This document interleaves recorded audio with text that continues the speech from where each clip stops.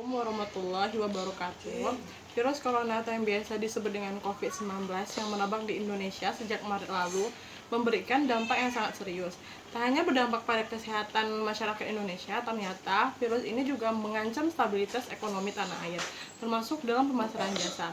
Pemasaran jasa juga merasakan pengaruh atau dampak yang terjadi pada masa COVID-19 ini merupakan kegiatan perusahaan yang diarahkan untuk memenuhi kebutuhan dan keinginan konsumen.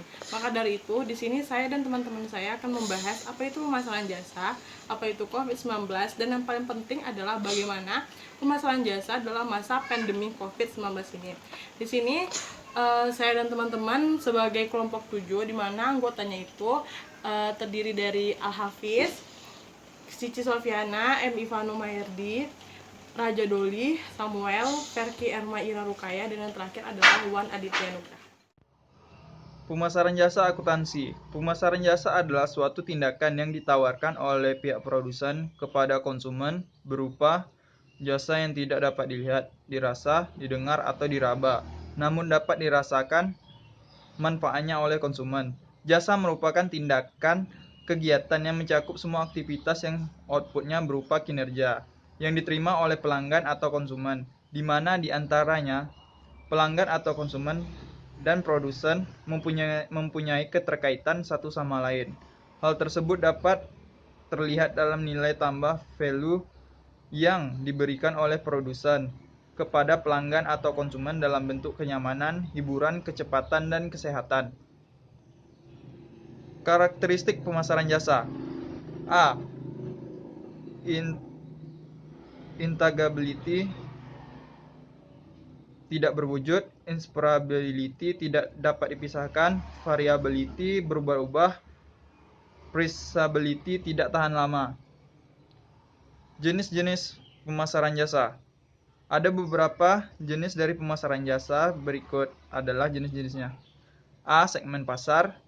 B. Tingkat keberwujudan. C. Keterampilan penyedia jasa. Bauran pemasaran jasa. Bauran pemasaran jasa adalah 4P, yaitu produk, price, place, and promotion. Sedangkan untuk pemasaran jasa, para pakar menambahkan 3 unsur lagi, yaitu people, process, dan customer service. Saya akan melanjutkan materi yaitu tentang COVID-19. Coronavirus Disease 2019 itu disingkat dengan COVID-19 adalah penyakit menular yang disebabkan oleh SARS-CoV-2, salah satu jenis coronavirus. Penyakit ini mengakibatkan pandemi coronavirus 2019 sampai sekarang 2020. Wabah terbaru virus corona terjadi sejak akhir tahun 2019, bermula di Wuhan, Provinsi Hubei, Cina. Virus ini diduga bersumber dari kelelawar yang menular ke hewan lain sebelum melompat ke manusia. Penderita COVID-19 dapat mengalami demam, batuk kering, dan kesulitan bernapas. Sakit tenggorokan, flu, bersin-bersin lebih jarang ditemukan. Mencuci tangan dengan sabun, menjaga jarak dari orang yang batuk, dan tidak menyentuh wajah dengan tangan yang tidak bersih adalah langkah yang disarankan untuk mencegah kita terhindar dari COVID-19. Jumlah kasus virus corona di seluruh dunia saat ini telah lebih dari 43 juta dan masih terus bertambah. Berdasarkan data Worldometers, total kasus COVID-19 secara global adalah 43.440.812. Dari jumlah tersebut, sebanyak 30.934.700 kasus telah dinyatakan sembuh. Kasus berakhir dengan kematian. Di Indonesia, berdasarkan data Satgas COVID-19, terdapat 392.934 kasus virus corona. Sebanyak 317.672 kasus COVID-19 diantaranya telah sembuh, sedangkan 13.411 kasus lainnya berakhir kematian. Selanjutnya akan dilanjutkan oleh teman saya. Terima kasih. Bagaimana pemasaran jasa akuntansi pada masa COVID-19? Indonesia mengkonfirmasi pertama kali virus COVID-19 tersebar di Indonesia pada tanggal 2 Maret 2020. Dengan tersebarnya virus tersebut, ternyata tidak hanya berdampak pada kesehatan saja, akan tetapi juga berdampak pada ekonomi masyarakat, termasuk dalam bidang pemasaran jasa akuntansi sendiri. Sebagai profesi akuntan juga merasakan dorongan dari pandemi COVID-19 yang telah mendorong berbagai pihak mulai menggunakan sistem kerja jarak jauh dan online. Di tengah pandemi virus corona ini ada ancaman sekaligus bagi pemasar, tentunya harus dapat menangkap peluang ini menjadi hal yang mutlak. Dalam masa pandemi virus corona ini, pemasar harus cepat beradaptasi seiring dengan diberlakukannya social distancing karena sudah pasti sangat mempengaruhi perubahan besar dalam tren perilaku konsumen dalam berbelanja. Pada masa pandemik sekarang, begitu banyak strategi brand dalam memasarkan produk di tengah wabah COVID-19. Seperti produk elektronik misalnya, mereka dapat membuka layanan belanja dari rumah. Begitu juga bisnis retail yang menurut Tri dapat membuka layanan pesan delivery untuk dioptimalkan. Bahkan ada perusahaan kosmetik yang meluncurkan produk hand sanitizer dan langsung dipasarkan secara nasional melalui jaringan retail modern dan marketplace. Dan yaitu dampak yang mempengaruhi pemasaran jasa serba online pada masa COVID-19. Dampak pemasaran online. Bisnis online telah berkembang pesat, ada jutaan situs web di internet yang mencoba menjangkau calon pelanggan. Internet telah menjangkau setiap sudut dunia, hampir 80%. Populasi dunia mencari informasi di internet, jangkauan pasar telah berkembang. Jumlah situs web e-commerce telah meningkat dalam waktu singkat. Belanja online telah menjadi tren dengan pemasaran online, baik bisnis maupun pembeli mendapat manfaat. Meningkatnya transaksi online tentu berdampak positif terhadap potensi bisnis online. Jika sebelumnya menjalani bisnis secara offline, sekarang adalah waktu yang tepat untuk beralih ke bisnis online. Praktik saling sederhana yang bisa dilakukan adalah membuat website untuk bisnis. Berbagai platform untuk mempromosikan bisnis. Contohnya, jika bisnis bergerak di industri kuliner, Anda bisa mendaftarkannya ke GrabFood, GoFood, atau berjualan barang-barang retail. Bisa menjualnya via online marketplace seperti Tokopedia, Bukalapak, dan Shopee. Selanjutnya ada strategi bisnis di tengah pandemi COVID-19. Strategi bisnis di tengah pandemi COVID-19 harus dilakukan hati-hati agar usaha yang dilakukan tidak kolaps. Yang pertama ada diversifikasi produk jualan.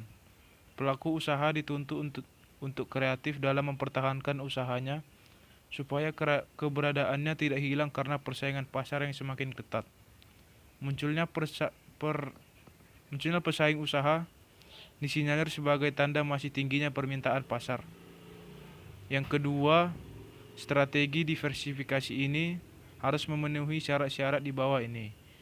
Yang pertama, perusahaan harus mencari peluang di sektor yang peluang persaingannya tidak atau rendah perkembangannya. Yang kedua, produk baru setidaknya mampu meningkatkan penjualan produk saat ini. Maksudnya barang baru ini menjadi pelengkap sehingga barang yang lama semakin meningkat manfaat penggunaannya. Yang ketiga, walaupun produknya tergolong produk baru, namun harga jual yang diajukan harus kompetitif. Yang terakhir, harga dari produk sebelumnya sedang mengalami penurunan. Kemudian yang ketiga ada strategi diversifikasi horizontal. Strategi diversifikasi ini membutuhkan penambahan produk baru yang tidak terkait dengan produk atau jasa yang ditawarkan saat ini. Yang keempat ada strategi diversifikasi konglomerasi. Strategi diversifikasi konglomerasi ini merupakan strategi bisnis dengan menambahkan produk baru. Perbedaan dari kedua strategi sebelumnya yaitu jenis produk dan pasar akan sangat berbeda, bahkan tidak ada hubungannya dengan segmen pasar sebelumnya. Baiklah, di sini saya akan membahas tentang bagaimana strategi pemasaran jasa untuk memulihkan ekonomi di Indonesia pada masa pandemi COVID-19. Dampak pandemi virus corona atau COVID-19 sangat terasa di dunia bisnis dan ekonomi dalam waktu yang cukup singkat. Pola pemasaran pun berubah terlebih ketika diberlakukan social distancing dan pembatasan sosial berskala besar atau PSBB. Di tengah pandemi virus corona ini, ada ancaman sekaligus peluang bagi pemasar dan tentunya mereka harus dapat menangkap peluang ini menjadi hal yang mutlak. Berikut beberapa strategi pemasaran yang bisa dilakukan untuk memulihkan ekonomi Indonesia. Yang pertama itu adalah empati. Di masa pandemi ini, berjualan dengan empati akan lebih menarik ketimbang berjualan secara hard selling. Jadi sebagai sebuah merek, mereka juga harus bisa melihat situasi di tengah krisis ini. Misalnya seperti membuat produk baru seperti hand sanitizer yang lebih dibutuhkan di tengah pandemi ini. Yang kedua itu ada giving. Masa krisis ini berarti waktunya untuk saling memberi. Misalnya seperti salah satu merek kosmetik terkenal yang sempat viral karena menyumbang sejumlah dana untuk penanganan COVID-19. Yang ketiga itu ada useful.